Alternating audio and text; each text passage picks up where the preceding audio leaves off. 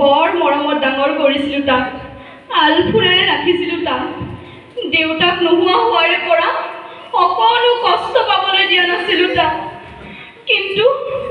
কিন্তু বিনিময়ত সি মোক কি দিলে? সেই আশ্ৰমখন, এই ডাষ্টবিনটো দিলে সি মোক।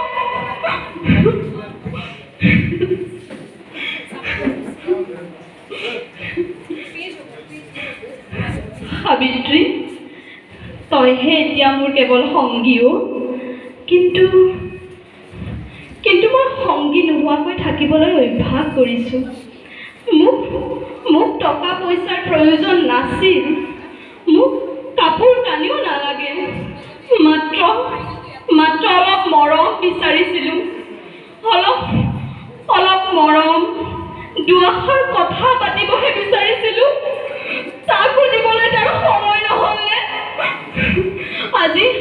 আজি আশ্ৰমখনৰ চাৰিবেৰৰ মাজৰ পৰা যেতিয়া মই পদূলিলৈ চাওঁ, যেতিয়া দেখোঁ মাতৃবোৰে সন্তানবোৰক লৈ স্কুললৈ গৈছে, তেতিয়া মই চিঞৰি চিঞৰি ক'বৰ মন যায়, এই মাতৃসকল,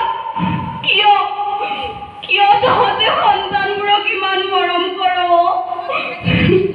বহু সন্তানে মাতৃৰ মৰম বুজি নাপায়।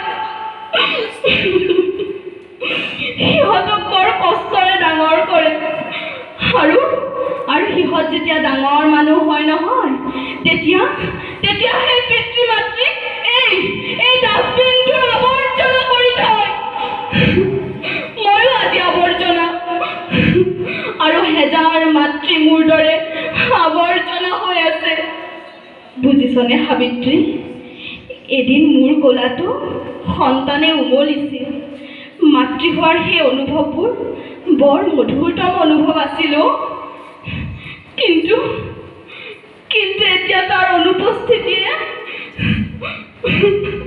মই আৰু একো নিবিচাৰোঁ সাবিত্ৰী, মাত্ৰ ঈশ্বৰৰ ওচৰত প্ৰাৰ্থনা, মোৰ সোণটো ভালেই থাকক, সিয়াৰ সপোনবোৰ পূৰণ হওক।